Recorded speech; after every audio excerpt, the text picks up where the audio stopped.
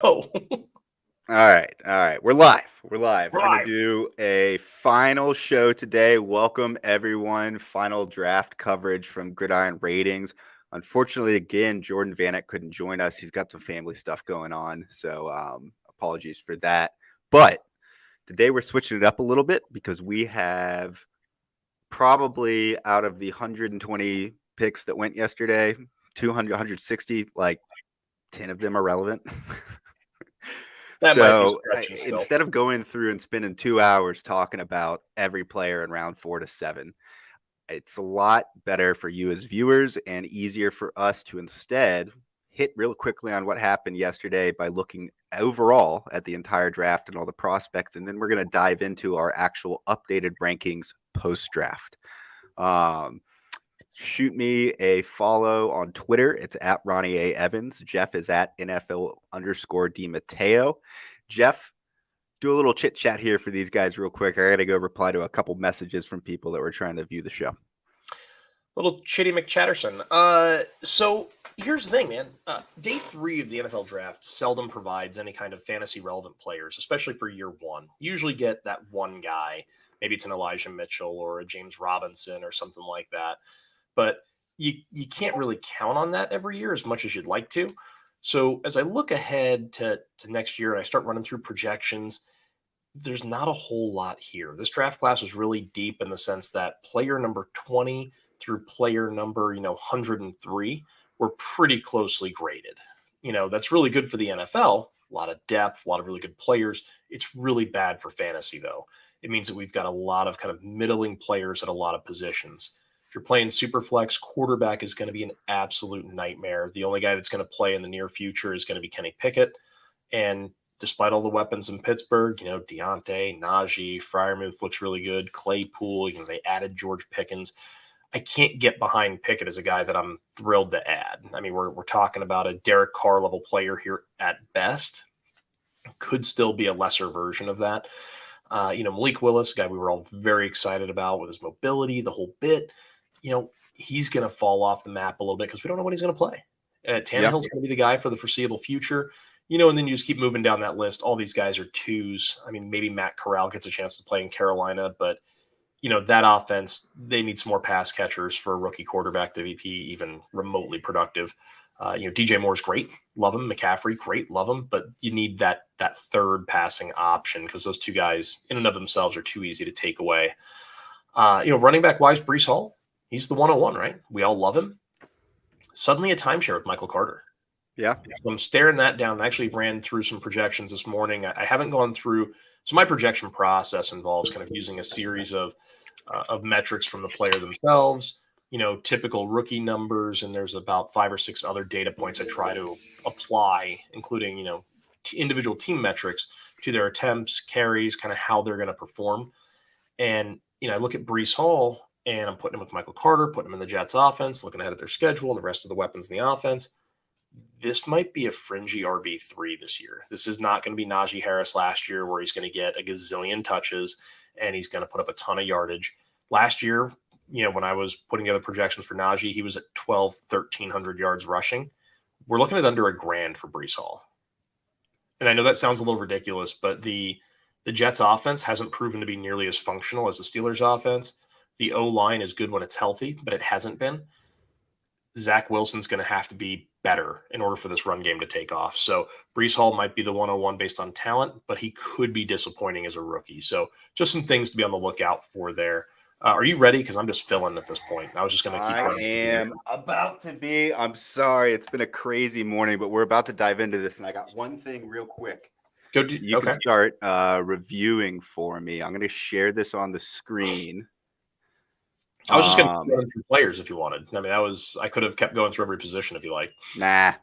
Check this out. Here we go. Let's hide this and let's throw a little screen share up. So this is a post that was on Reddit yesterday. I don't know if you're able to read it on your screen, Jeff. It's very tiny. Can you see all that stuff? I mean, I can see it, but I'm not trying to get close enough to actually read it. All right. Well, that's not going to be very helpful then. Yeah. There's a lot going on there. So this is a guy who I talked with a little bit on Reddit, and I liked his breakdown, and I was curious to see what your thoughts were with all of these players. Let me go plug this in, and then I'll come back and run through it with you, and we'll be good to go. Well, I mean, I guess before we look at this, while Ronnie's getting set up, another running back. I needed to plug my my computer in. I'm glad we're 5 minutes into the show and we're just getting there. Really Well, sorry for hang-ups. you know, mornings are a mess. Looks like people are starting to join in, so I think we're good now. So this post was by Bange Chili. Oh, okay. Which I like. And he's talking about like who has helped. These are kind of his takes. And so J.K. Dobbins, big winner. I agree with him here. I'm going to run through these, Jeff, real quick, and then you just give me your thoughts on what he said. And I was just curious how you took his takes. Sure. So he's saying that J.K. Dobbins, there's no clearer winner than Dobbins. Baltimore, who had the best overall draft. I would agree there.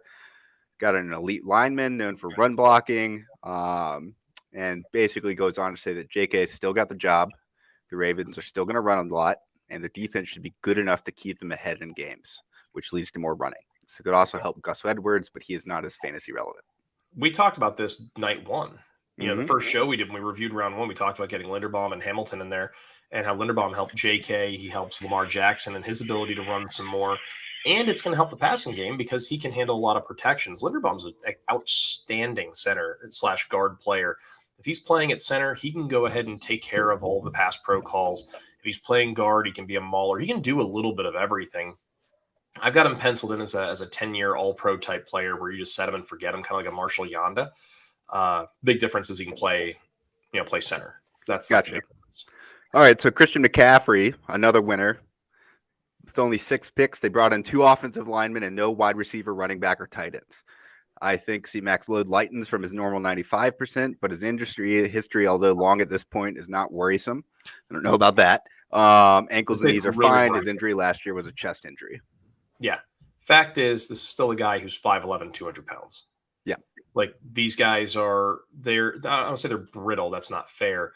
And the BMI people might freak out, but you do need a little bit of, frankly, girth, if you want to call it that. Like, the bigger guys generally don't break down quite as easily as the little guys. And McCaffrey's had so many touches over the last several years. That's why his body's starting to break down a little bit. The Panthers need to do more to protect him. And, running him between the tackles ain't it. I'd love to see more Chuba Hubbard, but I don't know that that's going to be the case. Fair enough. All right, James Conner seems to have a stranglehold on the starting job at this point. They did take a running back later, but he could very well be in for another 14-plus touchdown campaign, as Eno and Ingram should not press for serious touches. Am I incorrect? I thought they took a running back in like round 6. Might be misremembering. Here's the thing. Running back or no running back in round 6, doesn't matter. Fair. It is James Conner. At the end of the day, this is not a heavy rushing offense. James Conner is going to be touchdown dependent. Touchdowns are fluky. He should be considered an RB3. Keep it moving. Gotcha.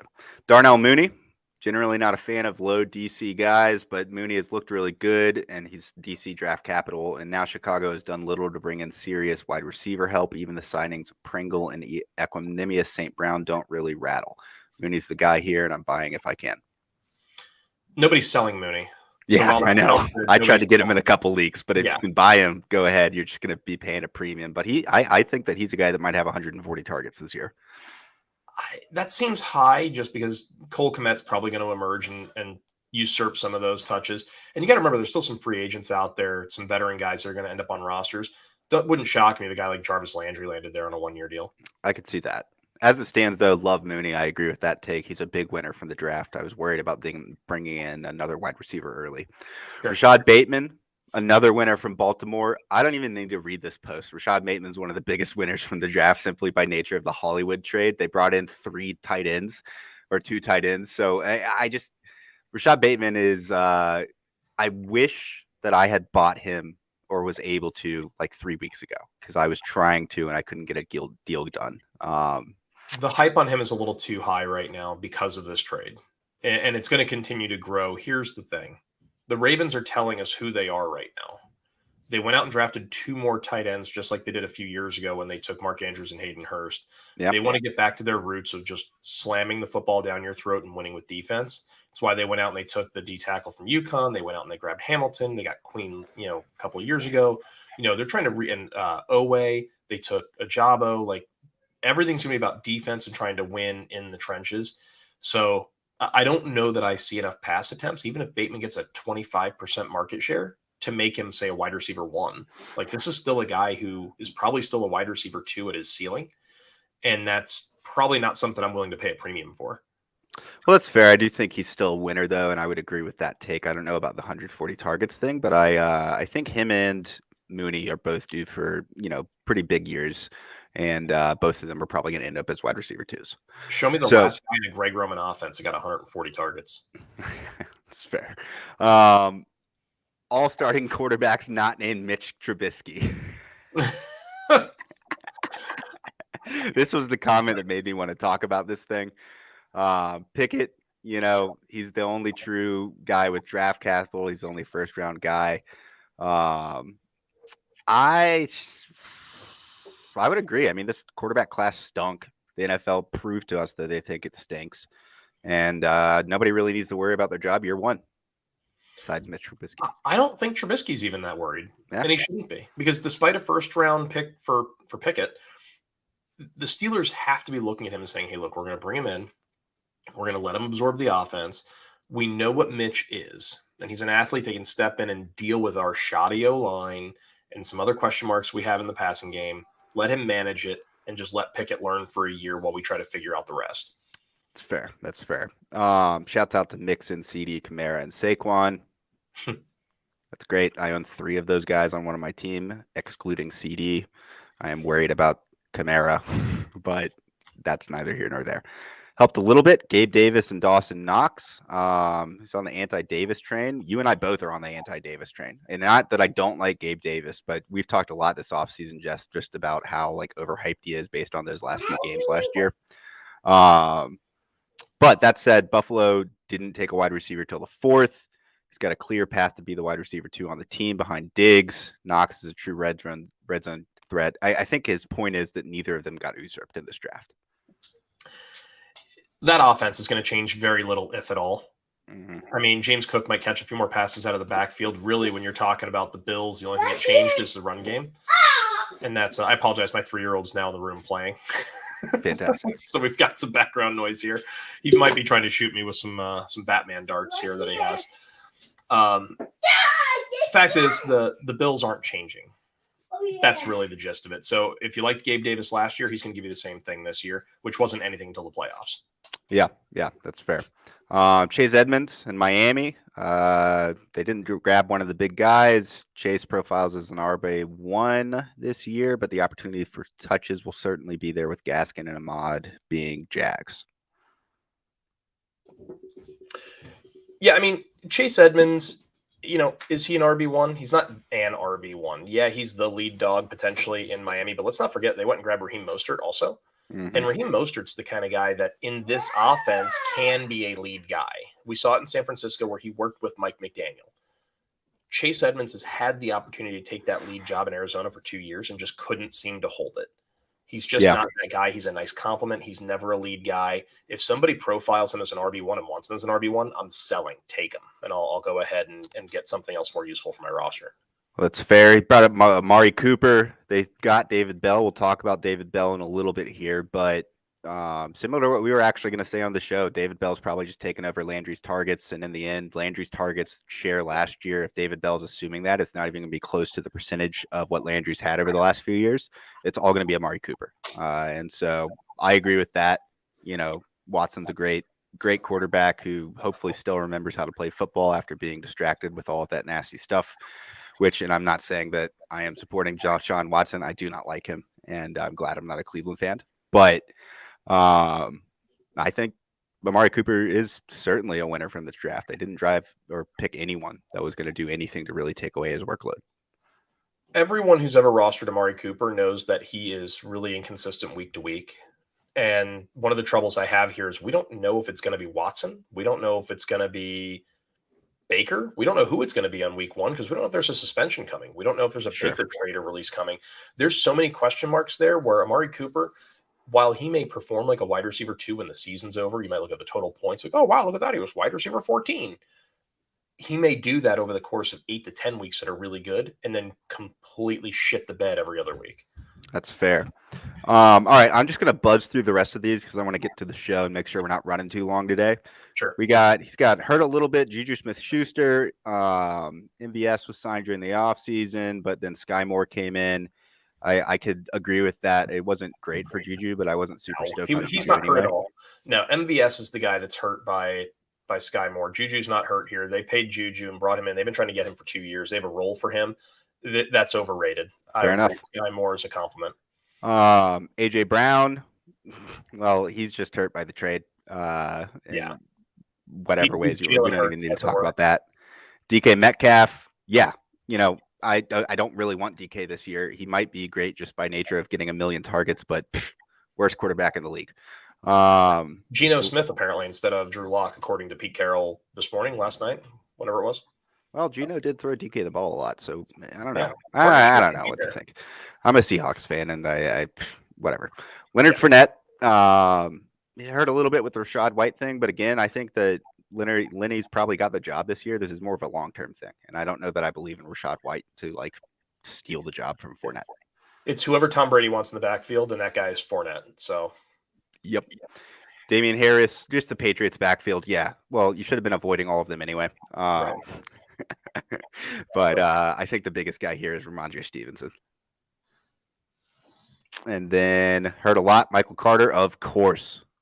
RIP in peace. My Michael Carter shares. He'll still do stuff here and there as a random flex play, but he's done.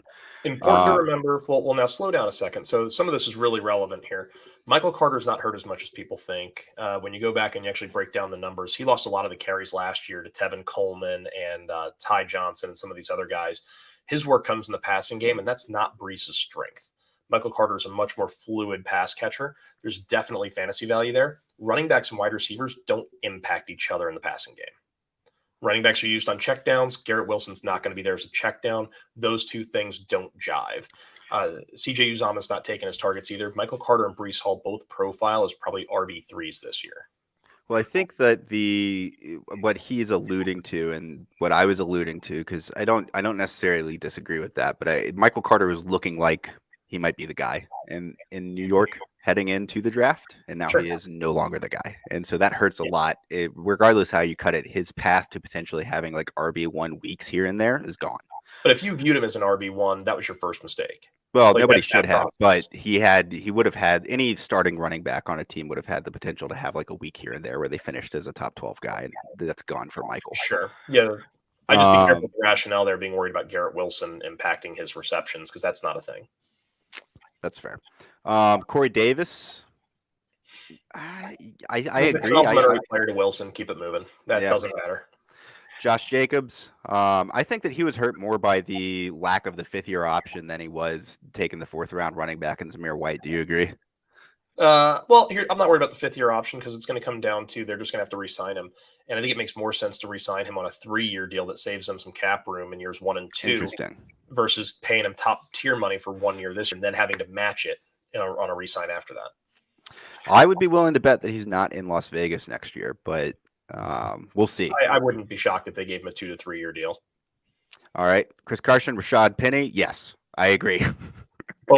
They're both absolutely hurt. I mean, the Kenny Walker pick was made specifically because Chris Carson's injury leaves a lot of question marks. Rashad Penny's been a massive flop. I mean, outside of a few big weeks he put up around Thanksgiving last year, the guy has been mostly trash for your fantasy lineups and for the Seahawks lineup. So I expect Walker to be the number 1 back there, and I really feel like you could be justified in taking him at the 101 over Breece Hall based purely on the type of offense and the workload he's going to get. Yeah, I would just add one thing for the Kenneth Walker people that end up getting him or maybe are worried about Rashad Penny more so than Chris Carson. Penny's on a 1-year deal. I've watched the Seahawks for 10 years. If you just ignore the on-the-field stuff, because he's looked good here and there in flashes. Off the field, he had conditioning issues his first 2 years. He gets hurt and dinged up and then loses interest in getting back on the field. And that is something that's been covered by Seattle beat reporters. And also pre-draft, or actually after the draft, his rookie year, Bleacher Report did this huge expose on him talking about how he doesn't make a single decision in his life without calling his mom. He spends all his time with his mom. That's great. People should love their parents. But when you are trying to be an alpha sports athlete, you need to be able to think for yourself and not be a little mama's boy. And he has turned into exactly what that profiled him as, is kind of this soft guy that gets dinged up a lot and doesn't really fit long-term into anyone's plans. So don't worry about Rashad Penny. DJ Chark, like Juju, on a one-year prove-it deal. They just got one of the premier guys in the class. Chark and Josh Reynolds just evaporated. So if you had either of those guys in your roster, they're officially worthless, and I agree with that. Yep, and then Rondale Moore. I don't think Rondale Moore is hurt by the Trey McBride pick. This is going to be a situation where I would expect to see Ertz or McBride split out in that kind of bigger slot Christian Kirk sort of move, when they would go ahead and put Kirk in the slot on one side, and then they'd have Rondale Moore on the opposite side. Moore's too electric of an athlete. They're going to figure out how to get him on the field. God willing, it'll be out of the backfield and start using him in a way where they hand it to him, pitch it to him, screen it to him. His short area quickness is unparalleled. One of the most exciting players I've ever had the chance to scout. Definitely worth getting on the field, and Arizona's really pissing it down their leg with that guy. I agree. All right, let's go ahead and move into just a quick overview. Before we do that, though, right here is a quick little snippet of a mock-up of what is coming. So we are putting together a full NFL draft guide this offseason. We did one last year, and it was really, really complex and complicated, and it was amazing if you were a true sicko. The thing is that for, I'm a sicko. Yeah, and Jeff and I are both sickos. Jeff even more so than me when it comes to fantasy football. This is going to be a lot more digestible, a lot cleaner, and it's going to be pages broken down. How many players, Jeff? 300? Last year we had almost 500 players. This year we're probably going to do closer to about 250 to 300 in full pages like this, and then we'll have another probably 150 to 200 in like shorter snippets where one page will have like 30, 40 players on it. And you'll just get here's their ranking, here's their projected points, and here's a little blurb on them. Right. But yeah, it's going to be an enormous book. The big book is probably what it should be called. Well, and just to throw this out there, so you can see up in the top right, what Gridiron Ratings does with their ranking and profiling system is we factor in the availability, stability, opportunity, performance scores, and combine those four into an overall metric that gives you a kind of like a Madden rating of the players and how they look, rather than just a strict one by one guy. So that way it makes it easier to draft when you are looking at quality of player overall rather than strict ranking compared to other players. And then this will also include like a tiered ranking list. So let's move on. Let's go through every notable player in this draft. We're not going to talk about all of them, but just a quick snapshot. If you're on your phone or on your computer and you want to take a screenshot for your homework later, here you go. So at quarterback, there's really five guys: Sam Howell, Bailey Zapp, Matt Corral, Malik Willis, Desmond Ridder, and Kenny Pickett. And I actually meant to delete Bailey Zapp. I don't know why he's on there. It should be for Zappy. And of all of these guys, I think the most notable two are probably Sam Howell and Kenny Pickett, with Desmond Ridder and Matt Corral right there. But that's just by nature of like their Desmond Ridder, Sam Howell, and Kenny Pickett have the quickest path to starting over the next few years.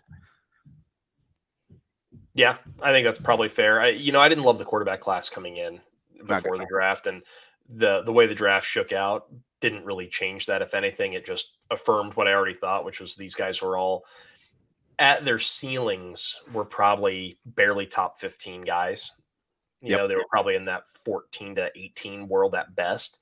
And that's not something you want to draft early anyway. And it's also not great for your fantasy squad. I agree.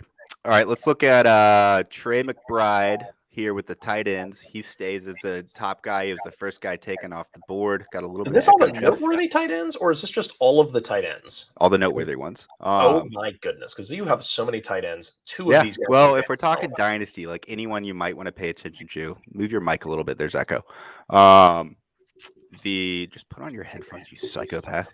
No, so Trey McBride, Jelani Woods. I wanted to focus more on these later guys. So Okonkwo, Cole Turner, and Calcaterra. Not relevant. I disagree. I Okay. so Then I would agree with you, but then we'd both be wrong. Well, here's the thing.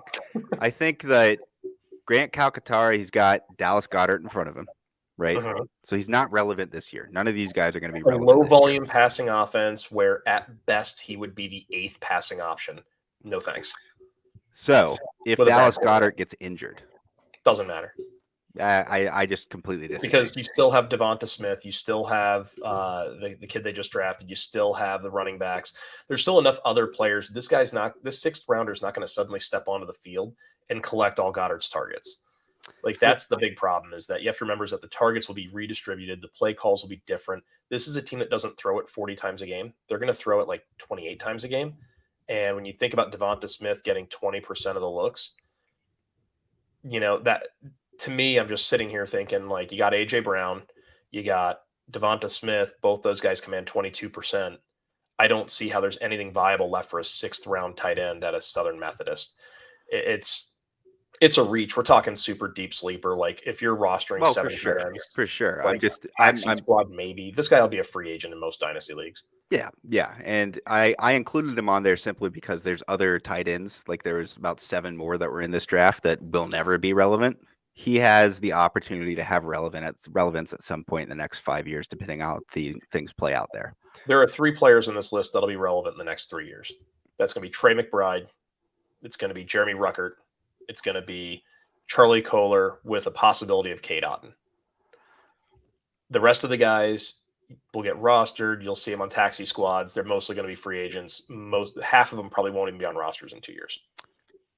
You're leaving out Greg Dulcich. I am. And that's simply just due to kind of like the Eagles. It's due to a dearth of options for Russell Wilson. He's not exactly known as a guy who peppers tight ends with targets to begin with. Alberto is still under contract for the next couple of years. You still got Judy and Sutton and Patrick all under contract for the duration. You still have Javonte Williams. They're going to bring in another back after Melvin Gordon's gone next year. Again, you have to try and identify where these targets coming from the next 3 years. There's no easy path. He's a really nice player. I would have loved him damn near anywhere else. I hate him in Denver. It's, a situation where, you'd love to see a guy like that go Houston. Houston would have been great.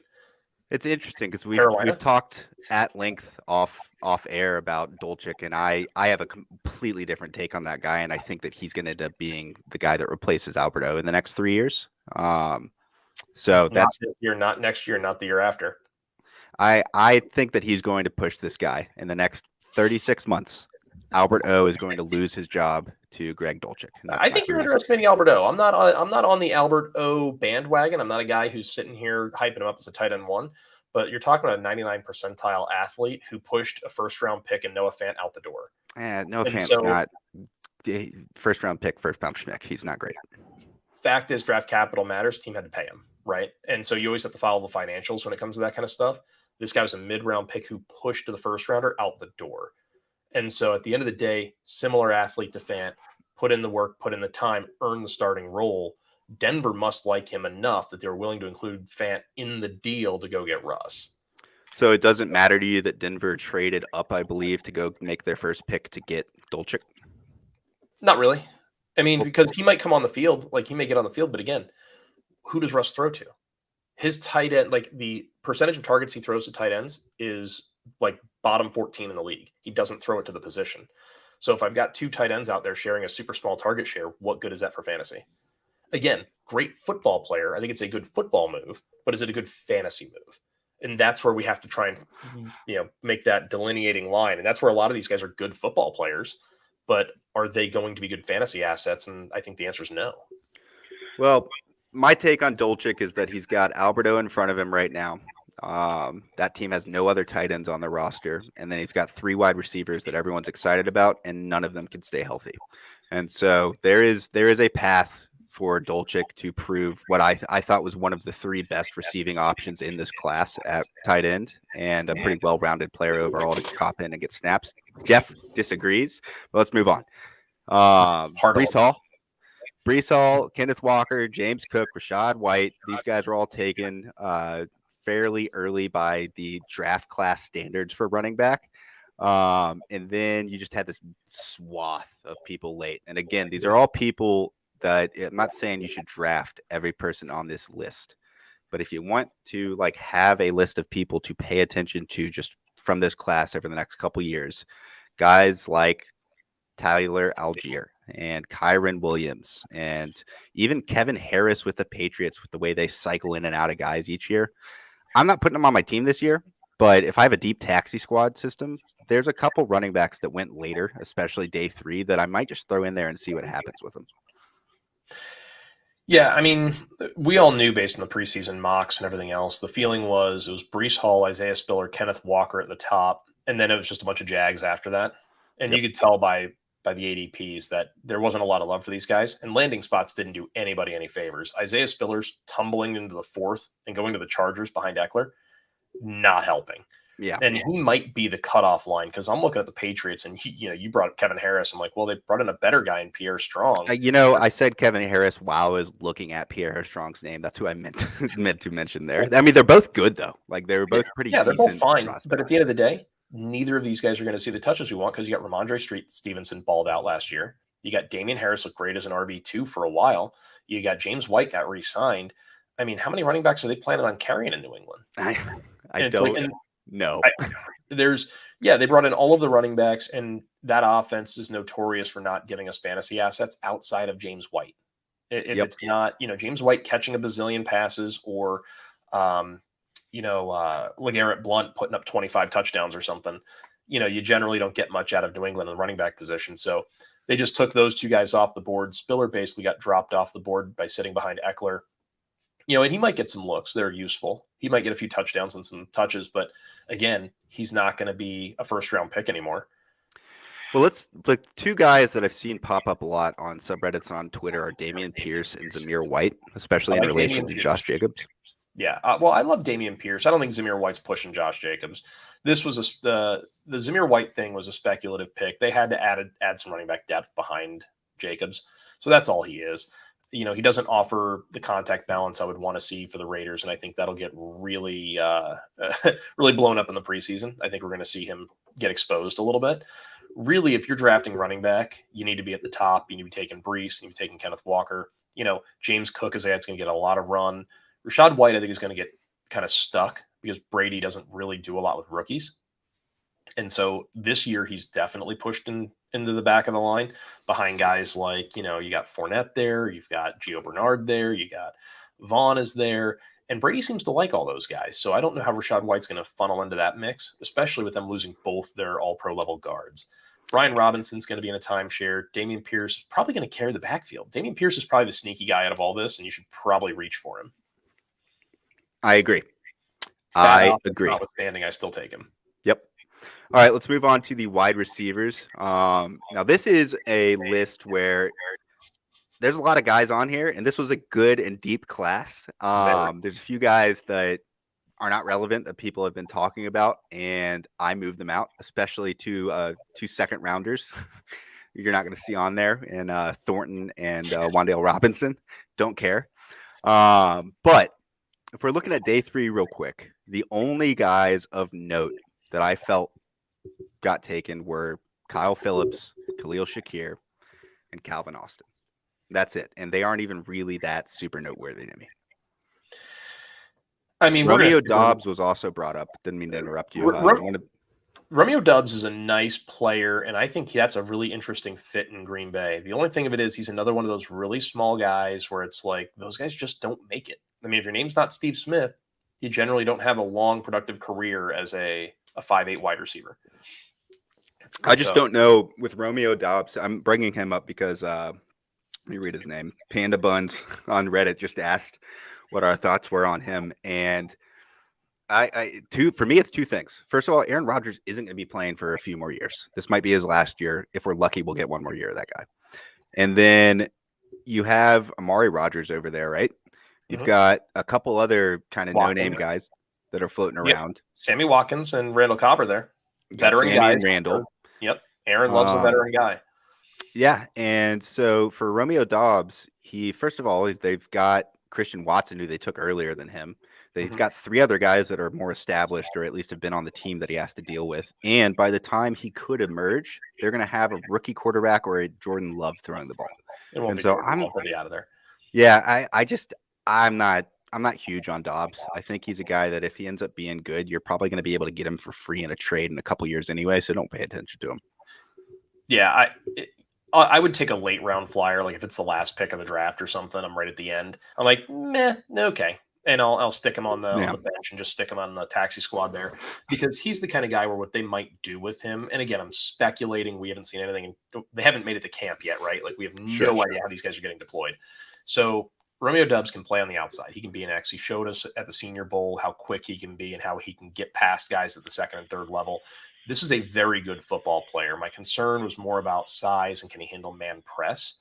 And so, if they were to push him inside and put him in the slot and let him work with Randall Cobb there, he could end up being the heir apparent to Randall Cobb work in the middle of the field there. That would make him a very productive player, especially if Rodgers sticks around for 2 or 3 years. Right now, the Packers offense passing-wise has got to revolve around some combination of, you've got Watkins, you got Cobb, and it's going to be, we would hope Christian Watson based on draft capital, but Bobby Tonyan's back. He's not hurt anymore. We'll see. The guy I really want out of that group, though, in terms of wide receivers, is Drake London. Yeah, for sure. I mean, there's some good wide receivers. We'll jump into our rankings here in a second. Again, people keep asking about that on Reddit. These aren't the rankings. This is a list of just people that are remotely noteworthy. Like you should have either on the periphery of your radar or strictly on your radar through this list in order of where they were drafted. Yeah, based on draft capital. So linebackers, I put a lot of guys on here because it was a pretty deep and decent linebacker class. But if you're an IDP, Jeff, put on your headphones. There's so much echo. With these guys, you have like Malcolm Rodriguez, decent player. And I don't love what they've got going on at the inside linebacker spot there in Detroit for the next few years, but he might be replaced next year by another draft pick. So there's these late guys like him, Micah McFadden with the Giants, DeMarco Jackson, I actually like a lot. We talked about him a little bit yesterday. But day 4 had a lot of linebackers that were taken to situations where they could emerge over the next 3 years, depending on how the roster shakes up. But as it stands right now, are probably not going to have any immediate impact. Linebacker as a position doesn't offer a late breakout age. If you don't pop by year 2, generally you don't, for fantasy purposes. And so when I go through and I start breaking down the last 20 years, generally your fantasy relevant guys, they need to be ready to go by year 2. So when we talk about 3-year window, like they kind of need to be playing early. There's not a lot of room for sitting around. That's what made this class so distressing, because I look at Devin Lloyd and Chad Muma both going to Jacksonville, and they just gave Foyesade Oluokun a giant contract. It's like, I understand what they're trying to do, go into a 3-4, and they're making some adjustments. They need more backers. But if you're going to a 3-4, one of those guys ends up being a tackler.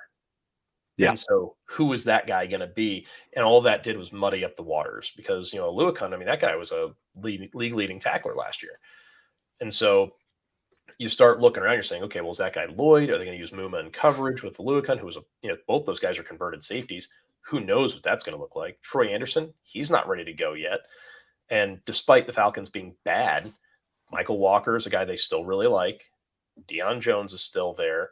They brought in Lorenzo Carter on the outside. They have enough other guys where I don't know how he's going to fit in outside of a rotational role. Yep. So outside, Quay Walker will start. I think Nakobe Dean, if he's healthy, he starts. That guy's a generational talent. You got to stick with Nakobe Dean. That's the guy. The rest of this group, you got to really be projecting tackles. And we're going to have a tackle opportunity tracker coming out here in another few weeks. So it'll give you a sense of kind of where to look for those tackles. For sure. So looking at edge rushers, it kind of landing spot ambiguous again with a lot of these later guys, but a ton of people went in round 1 and 2. Talking about outside linebackers and defensive ends. Boye Mafe as a Seahawks guy, I wouldn't expect a dang thing from him in year 1 or 2. They don't draft players that do anything year 1 or 2, and they already got a few guys that are rotating there. But I'm going to let you touch just real quick, Jeff, and then we should move on through the defensive backs or the safeties and go ahead and hop into our rankings. Yeah, let's go. I mean, Nick Bonito is the guy to really look at here with the Broncos. Going opposite of Bradley Chubb, he could be that other pass rusher right out of the gate, and he offers a lot of upside. So it's a great spot for him at the 232. He should have been off in the early second. You got to love Jermaine Johnson, that defensive line with Carl Lawson coming back. You hope he's going to be functional enough. You've got Quinnen Williams there. You got some other guys they've had for the last year or two. And, that's a good looking group. Aiden Hutchinson is a must have if you can get him. This is a guy that's Nick Bosa, basically, if you want to put a comp on him. The rest of these guys are all interesting and offer some upside. David Ajabo is probably going to slide in your draft, worth a pick. If he starts to tumble into the third or fourth, like snatch him up and tax him for a year. Because when he's ready to go, he and Adafe Owe on each side, ears pinned back, getting after the quarterback. It's going to be bad news bears for the AFC North. Yep, that defense is going to be scary over the next few years. Let's look defensive tackles real quick. I just want to throw these guys in there because interior defensive line is helpful in IDP and they don't get a lot of love. But right, the Ravens picked so much defensive talent this year, and they needed a little help on the interior. So I like the Travis Jones pick. I'm not counting on him year one or year two. But what are your thoughts on him? Travis Jones is great. I really like that player. It's a guy that a lot of folks had pegged in the late first. And to get him in the third round, I mean, Raven's going to Raven. They just run out. And usually we say that when teams are bad. They're just always good. They're phenomenal at drafting. And they let guys walk away and they collect the compensatory picks and get more great players. Like, it's unbelievable how good they are at this. And to get Travis Jones and previously mentioned Ajabo and Kyle Hamilton and all these guys in the same draft is just mind-blowing. DeMarvin Leal is a guy to consider if you have to run an IDL or a defensive tackle position. May not play this year, but you know what? You got Stephon Tuitt not getting any younger. Cam Hayward not getting any younger. They need to become more effective up front, and this is a guy with a great athletic profile that can play all three spots in that odd man front. So really good pick there. Yep. I think that really it's Jordan Davis. He's the guy that we know that. He's the Incredible Hulk. I figure he's unbelievable. Without saying, Davis and Wyatt, without saying, are obvious assets. If you run IDLs, they're going to be next level players. Devontae Wyatt playing next to Kenny Clark, who I had him comped as, is like, it doesn't become a more ideal fit than that. If he can't make it go in Green Bay, he's not gonna. Fair enough. All right, so let's look at defensive backs real quick. Kyle Hamilton, first off, he's still the DB1 in Dynasty. Nobody should change anything because of that. We had some interesting guys go later in the draft on day three, on day two, but day three was mostly just randos that are stuck on depth charts. The only guy I threw out there was Dane Belton, and even him is like taxi maybe, but he could see some playing time eventually. Yeah, that guy's a free agent. I'm not worried about that cat. Yeah. But Hamilton's going to be the stud. We know that he's locked in. I saw some people commenting, and I think it might have been on Reddit, might have been Twitter. I don't know. I've been all over. Lewis Cine outproducing Kyle Hamilton in fantasy as a rookie. That is I don't know how you get there because Lewis Cine's probably going to be playing more of that free safety role while Harrison stays in the box. Harrison's not getting faster in his old age. They're not going to put him over the top. And so the way I look at it is that I want Hamilton, who's going to be in the box, work in the middle of the field. He's going to have a ton of production year one. Daxton Hill, phenomenal talent, third safety, slot guy. He can do it all. He tackles well. He covers well. He's going to give you those pop weeks where he'll get a pick and he'll get a couple of tackles, but then he's going to get you zeros because, well, frankly, teams will just go the other side of the field. So it's going to be tough to project him. Jalen Peachtree is a guy for IDP purposes that I probably want to get my hands on. A lot of folks still don't really have any, they just kind of are lukewarm on him, but he's going to start due to a lack of talent in that secondary. They lost Jordan Reed to Kansas City. He was their stud safety for the last several years. They don't really have any corners outside of Lonnie Johnson to speak of. And now Derek Stingley, Peachtree figures to be a guy that's going to move to both safety positions, slot corner. They're going to kind of have him all over the place. His ability to tackle, cover, and his incredible athleticism makes him a real asset. And in IDP, he could give you a few tackles a week and be a really nice like DB3, DB4. Yep. I agree with that. Let's go ahead and jump into these rankings. We're already at 44 minutes here, and I was hoping to get this whole show done in 44 minutes. We spent the first 15 minutes dinging around because, we were dinging around. Yeah, we got kids in the room. I didn't have my computer plugged in. We're just out here having fun. It's Sunday. Flipping Sundays, man. I'm telling you. All right. Real quick, though, don't forget to comment if you want to win the Aaron Donald autographed jersey. We're doing a giveaway. Anyone that comments here or on the Reddit post, we'll tally everything up either tonight or tomorrow morning, do a random drawing, and someone will get lucky and pull that home.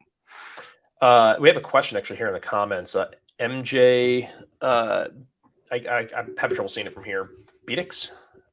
Where do I find that stuff on Reddit? Well, here. I'll show you where. So, this hey, place. MJ, thanks for watching. Our Dynasty FF. It's reddit.com/Our Dynasty FF. These guys are helping us out, and we're helping them out by letting us go in and work with the community over there on just kind of draft coverage in general. But it's my favorite place on Reddit. They tons of really good conversations, especially in Dynasty leagues. They're starting to get more IDP over there too. But that's where I go for everything. You just type in Dynasty FF in your browser after Reddit/r/.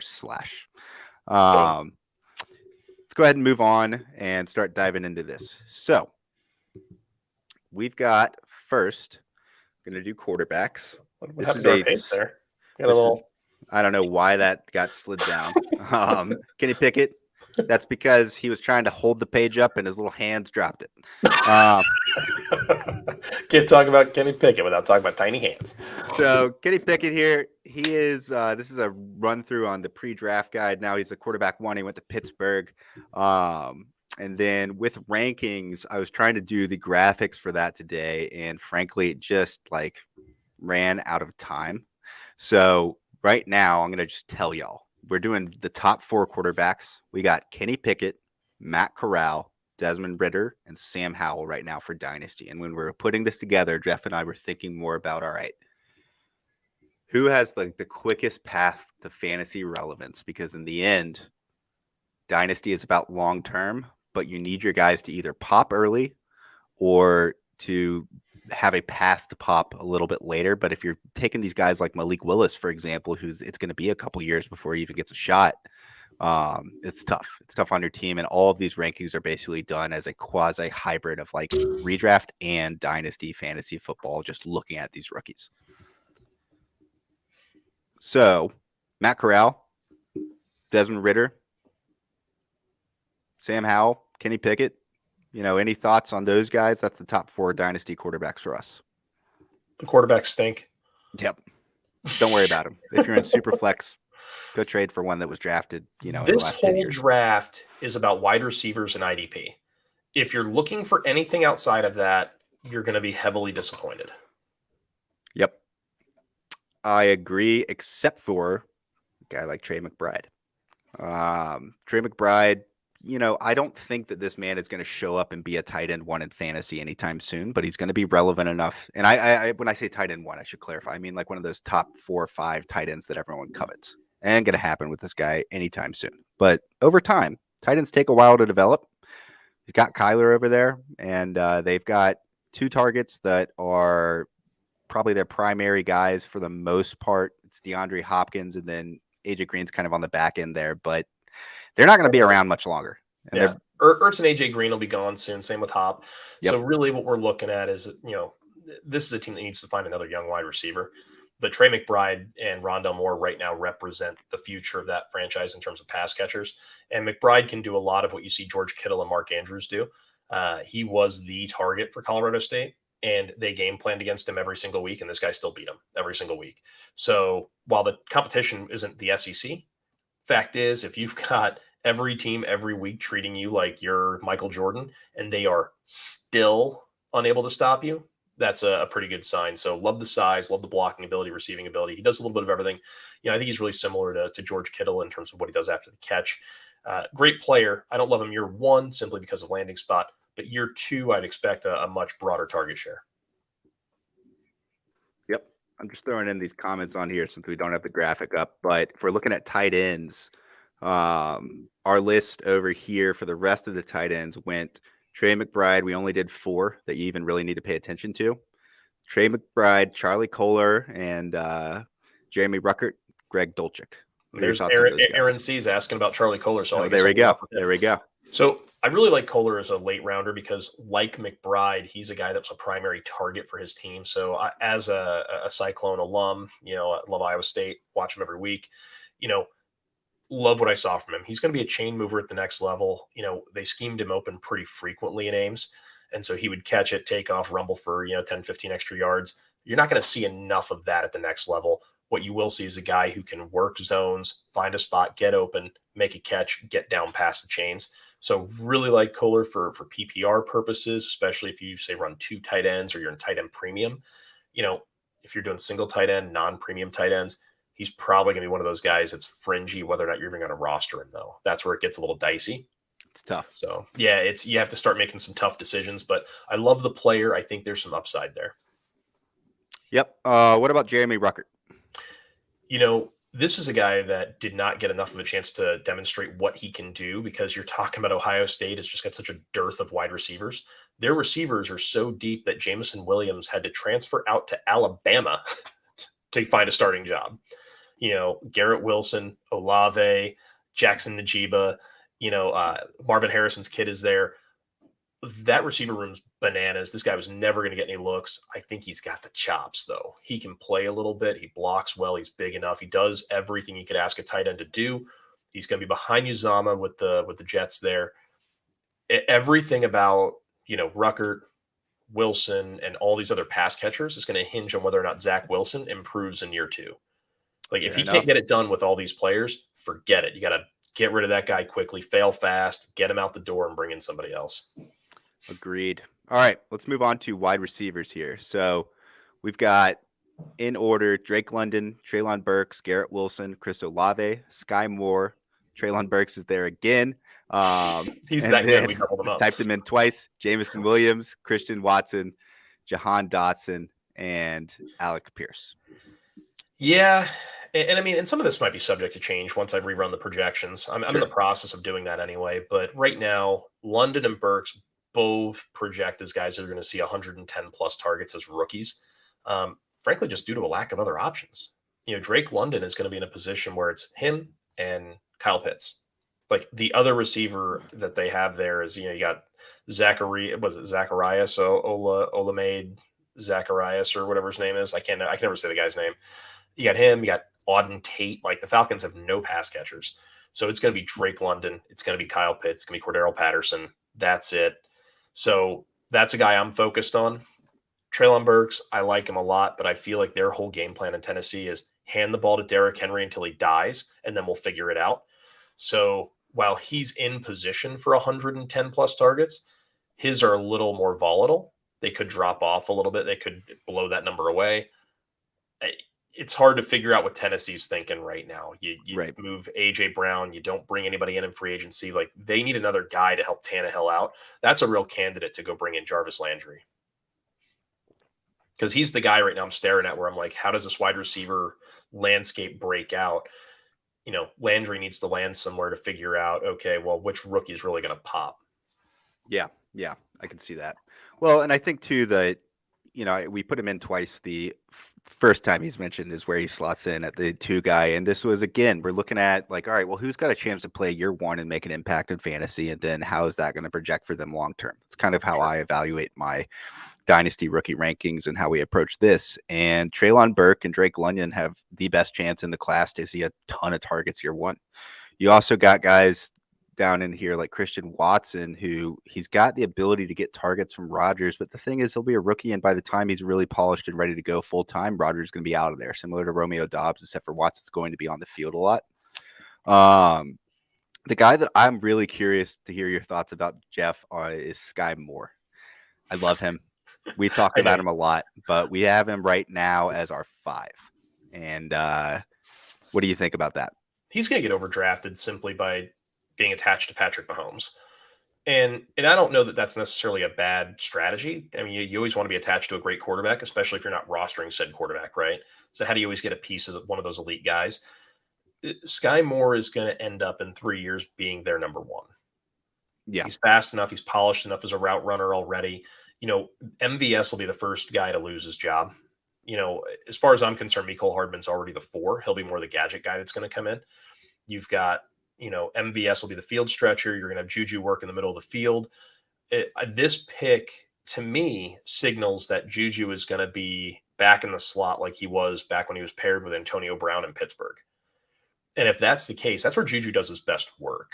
And this could be a signal where, hey, you can draft Sky Moore, but I'm actually a little bit more in on Juju, believe it or not, because he's going to go back to the slot. And if teams start to funnel coverage to the middle of the field, you're telling me you're going to give MVS, who's super fast, and Sky Moore, who's silky smooth, one-on-one coverage on the outside. Patrick Mahomes is going to tear you apart, and then you still have Travis Kelce to contend with. Like, I love that for the Chiefs offense. It could be a very prolific year for them again. Well, I think the biggest thing for me is all my worries about the Patrick Mahomes' future taking a downturn, having kind of a target thing dry up. It's been erased. They're pulling in the guys they need. They're pulling in the offensive weapons and offensive line protection they need over the last 2 years. Mahomes is going to be fine. He's going to. It's just going to look different. It's not going to be that, oh, look at this in the first quarter against Tampa Bay, we put up 300 yards all to Tyreek Hill. Like, you're not going to see that anymore. Yes, and that's fine. It just means they're going to have to be a little bit more deliberate moving the chains, which is actually going to help their defense. It's going to help the defense get a breather in between possessions. It's going to make them better as a football team, which will eventually lead to more touchdowns and hopefully good things for the running game also. For sure. All right, so let's look at running backs real quick. Breece Hall was the consensus RB1 before the draft. He was the first running back to go. He's staying as the RB1. Not too worried about Michael Carter there either. I'm going to go ahead and throw up here our pre-draft, kind of post-draft, Dynasty rankings. I'm going to move him from a must-have, though, to just being like an excellent type pick. Like, Breece Hall's going to get the work, right? And I'm running through projections right now, trying to figure out all the touches in the Jets offense. And so far, I've only got Breece Hall around 180 carries. And so when you think about an RB1, like, that ain't it. He's going to get a few targets. He'll have a handful of touchdowns and all that kind of stuff. But he and Michael Carter are both coming in as kind of like RB3s. Neither one of them's really separating themselves right now. And now, granted, I've got 6 or 7 more steps I've got to go through before those numbers are finalized. But preliminarily, that's kind of what it's looking like. And it probably won't be far off of that. We probably need to temper expectations a little bit. Some poor quarterback play that needs to improve pretty desperately. An O-line that needs to, stay healthy for a year. Mekhi Becton's the huge question mark there, literally and figuratively. Love the talent, but this is a team that really has a few things they have to figure out on offense before he can become a real monster. Agreed. Let's go ahead and look at these other guys, though. I know we mentioned Dameon Pierce. Kenneth Walker, though. I mean, Kenny. And look, the offense isn't going to be as good as the Jets offense looks like it's going to be over the next couple of years, but you can't really ask more than to be the featured back in a Pete Carroll system. Well, they went out and they got an offensive lineman in the first round. We'll see. I don't know if they brought back draft. Yeah, so you got a couple of linemen. Dwayne Brown could still be coming back, right? I don't know if they re-signed him or not. Quarterback situation's really unsettled. That much we know. You've got DK. Like, that whole offense is kind of a question mark in and of itself. But I love the talent for Kenneth Walker. If somehow he fails, I'm putting that squarely on the feet of Pete Carroll and whoever's calling the plays there. Because this guy's all the talent in the world, and he could have been a massive success just about anywhere. The only thing I'd be, wondering is if he doesn't become something and we can blame it on Pete Carroll, can we start breaking out like the South Park, like Kenny references to Pete Carroll? Oh my God, you killed Kenny. Sorry, I'll see myself out. Yeah. The only other one I wanted to bring up here was Dameon Pierce. We talked about him a little bit earlier, but I don't know, man. He might lead the rookie class in touches. What do you think about that bold prediction? I don't think it's that bold, truthfully. He's the only guy that doesn't have like a real starter in front of him. And when I say real starter, I mean somebody who's been, say, a RB2 or better for fantasy, because usually that's a good mark for who's a good running back. Like, let's call it what it is, right? Houston doesn't really have – they have a bunch of Jags on their roster. Marlon Mack is probably the guy he's got to beat out right now. But, I mean, you've got sexy Rexy Burkhead there. You've got Marlon Mack. I thought David Johnson was still under contract, but he's not showing on their roster on a couple of the places I've looked at. So maybe he's gone. I may have missed a memo there. Interesting. But yeah, it's possible I missed a memo. I don't know. It's a. But I look at him and I see a roster pretty much in flux, an offense that needs a lot of work. He has a very short path between him and real playing time.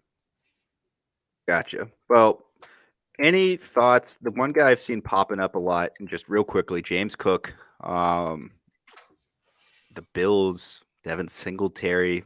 What's like the quick take on what people should make of that situation?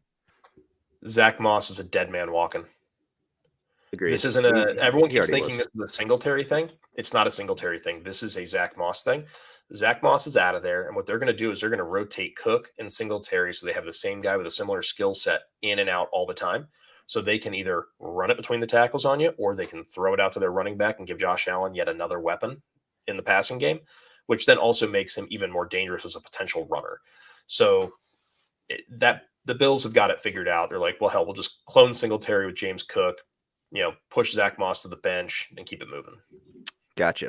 All right, let's go ahead and move on to the linebackers. So talking IDP a little bit here, like we were talking about earlier, this whole linebacker class looked juicy pre-draft, and then they all went to these situations where it's just like, where's the path to playing time for 90% of these guys? I don't know. It's really frustrating. Yeah, I just wanted to cry. I know, I still but kind of do. that said, we were trying to put together a longer list, and we kind of settled on this tier of guys. And even in this tier of guys, there's really just 2, maybe 3 that are going to be like immediate impact players, and the other ones have some work to do with people in front of them, or just competing touches or a competing tackle opportunity on the team with the way they're going to be employed. Yeah, I mean, right now we need to know what's going on with Nakobe Dean's shoulder.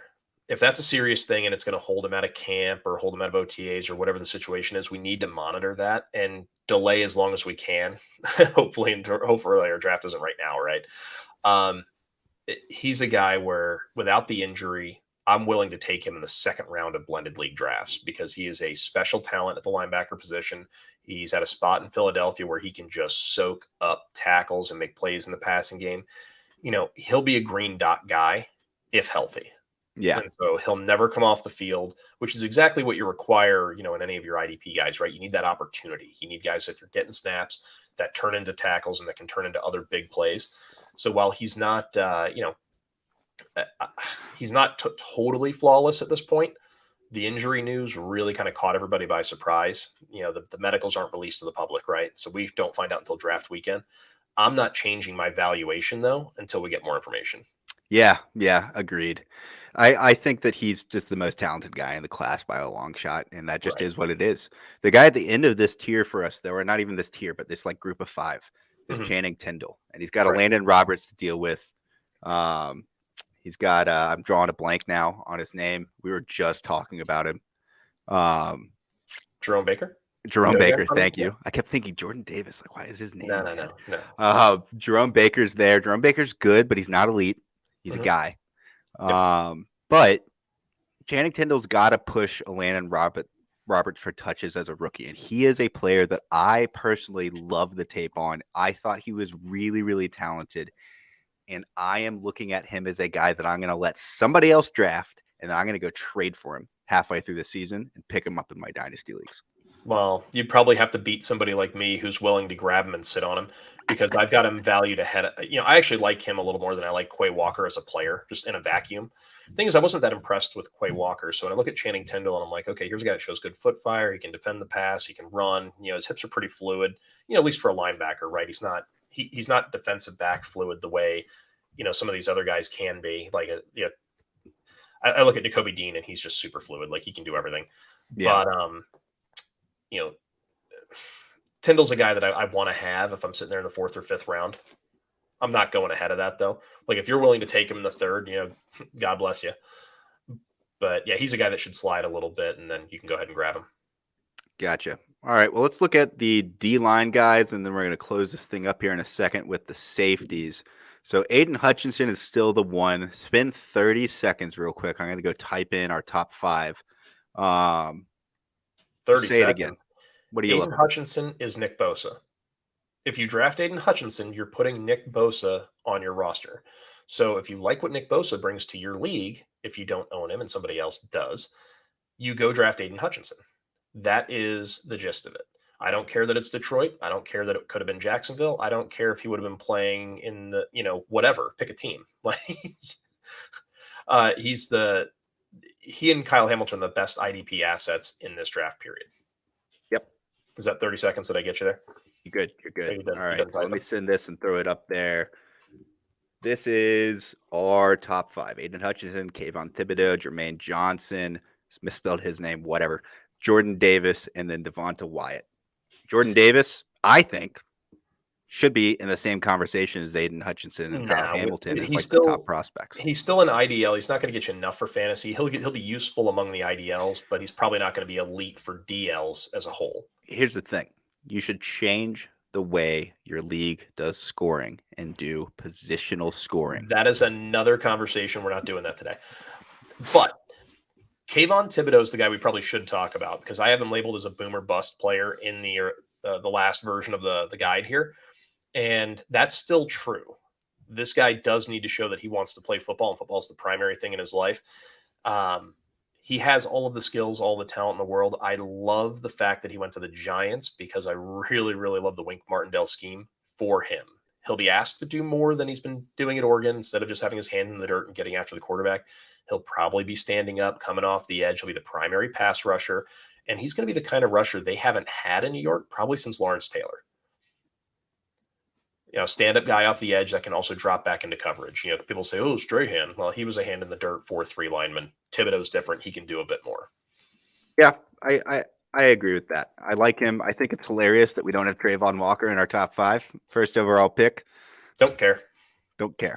I mean, he's going to be, you're talking about a 3-4 defensive lineman here is probably how he's going to line up. And I get it. There'll be multiple. He'll be hand in the dirt in a 4-2-5 or in a nickel set.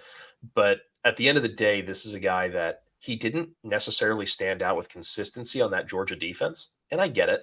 They were all NFL players. It's an elite defense, whatever. But here's the thing. If you can't stand out among other elite players, then why in the hell are you the first overall pick? Agreed. So, all right, let's move on finally to defensive backs. Kyle Hamilton's our top guy. I thought he was one of the 4 most talented players in this class, period, regardless of position. I had him and Hutchinson at 1-2. And so there's that. Baltimore stole him at pick 14. He's a bigger version of Derwin James. There's nothing not to love about this guy. Like, you can't sit here and tell me you don't like anything about his game. Like, you can say, 4.6 at the combine. Who cares? Go watch his film. He looks like a 4.45 player. Yep. There's track speed and football speed. Hamilton's got the former. I'm not so much worried about the latter. I don't know why everyone's so obsessed with how quick safety / strong safety / free safety / linebacker can run in a straight line without pads on anyway. Yeah. Jaquan Brisker, Lewis Seen, Daxton Hill, Jalen Petrie. Petrie's the guy that I really like out of this group. You spelled his name wrong too, by the way. That's great. I'm going to get you a book with everybody's names in it. I'm just typing in off the cuff over here, so we got Brisker, Seen, and Hill are all great players. My concern is they're going to be aligned in ways that will not equate to fantasy points. Yeah. And so that's just it. They're not going to be in a position where the ball will be near them. Therefore, no tackles, no interceptions. It's going to be really tough. Peachtree, however, is probably going to get moved to wherever the play is headed. So he could actually tally up some tackles. He could be one of those guys that might be a corner in your league. And if he is, he could be competing with like a Marlon Humphrey at the top for just getting a ton of tackles and passes defensed and kind of being that guy. He may not be reliable from year to year because corners are not sticky in terms of staying at the top of the DB rankings. Agreed. All right, well, let's go ahead and get ready to close this thing out. Again, not a lot of people commented today. We got Aaron, we got MJ. Gary, you don't get to win. Gary, you can't win. You're exempt from this thing. Sorry about that. But I'll go check Reddit here in a second to see what we got going on that end. Aaron Donald gave away the whole jersey. Jeff, let me put you on a little focus thing. Can you show it again? Oh, yeah, sure. I was like, I don't want to be on the focus thing, man. Stop doing that. Boop. Little Little signature there, right? There we go. I got to figure out my camera. So there's that. I got the name thing. Here we go. It was purchased from Pristine Auction. It does come with a full COA. The certificate is actually like tucked inside the jersey, so I wasn't able to finagle it out to actually show it to anybody. But it is in there, and so it's a fantastic little get here. And I think we're going to do some more giveaways throughout the off season here. What do you think, Ronnie? I think so. And I just one other thing too. I was chatting on Twitter with Nathan Janke from PFF and told him about the show, and he's looking to hop in with us sometime in the next couple weeks to talk about rookies and IDP and kind of their thoughts over there at PFF. So make sure you subscribe and tune in so you can catch that. It's going to be a really, really fun chit chat. Nathan's one of the premier guys in this industry, and it's going to be super fun for us to pick his brain. Yeah, man, that's going to be great. That's actually a really great get. I'm excited about that. And something everyone's got to do too. If you're checking out the show, or if you've enjoyed the show over the past weekend here, go to the site, go to gridironratings.com, go check out the draft guide, sign up. You want to go ahead and get ahead of the class for your rookie draft. Best $15 you're ever going to spend. 145 pages of written analysis. You're not going to find that in a whole lot of places, especially one that's continuing to update. We're getting ready to drop an update, trying to get it out tonight, that will have all of the landing spots and some updated information about how to project these guys. We'll do some more stuff after OTAs and as the preseason starts. So if you have later drafts, you're still going to be ready to go. Yep. All right. Let me do a rapid fire just so people remember our post-draft running back rankings. Top 5, Breece Hall, Kenneth Walker, James Cook, Brian Robinson, Damian Pierce. Quarterback, top 4, Kenny Pickett, Matt Corral, Desmond Ridder, Sam Howell. Wide receiver, Drake London, Treylon Burks, Garrett Wilson, Chris Olave, Sky Moore, Jamison Williams, Christian Watson, Jahan Dotson, and Alec Pierce. Tight end, Trey McBride, Charlie Kohler, and then Jeremy Ruckert, Greg Dolchik. Those guys, not as excited about. Linebacker, Nakobe Dean, Devin Lloyd, Quay Walker, Chad Muma, Channing Tindall, and there's really not a lot of other guys in this linebacker class because of landing spots that you should be too excited about for year 1, and hopefully they can make an impact by year 2 because, as Jeff has said, typically that's when you know whether they're going to be relevant long-term or not. Defensive line, Aiden Hutchinson, Kayvon Thibodeau, Jermaine Johnson, Jordan Davis, Devontae Wyatt, and then safety, Kyle Hamilton, Jaquan Brisker, Lewis Seen, Daxton Hill, Jalen Peachtree. And I think Jalen Peachtree is probably going to move up into that 2 or 3 spot for us. Yep. Awesome. That's safe to say. Well, appreciate everyone for hopping in. Again, if you just jump in and give it a comment on the YouTube show as well, once it's posted, it's going to be on YouTube after we close in our off the live show. You can get out of the live chat, add another comment on the YouTube comments, and that'll give you another entry to go win that Aaron Donald jersey. We'll tally that all up probably tomorrow, let this show germinate for a little bit on the internet, give some people some chances to hop in, and we'll be back. What do you think, next weekend? Probably. I think that probably makes a lot of sense. Probably figure on a Saturday show. I think we'll kind of get back into our little Saturday evening rhythm here. For sure. But something I'll throw out there is we only have, 75 entries or so right now for the Aaron Donald jersey? Yeah. Not a lot. We've got a lot more views than that. So a lot of people watched the show but didn't leave a comment. So it's if you want to win, you got to leave a comment. Let us know so we know how to reach out to you. And good luck to everybody. And we'll see you, I guess, next week. Sounds like a plan. At Gridiron Rating on Twitter, www.gridironratings.com, and in the YouTube description, if you want to go download the draft guide. Excuse me, I can't talk. Just click the link. Good to go. See you later, guys.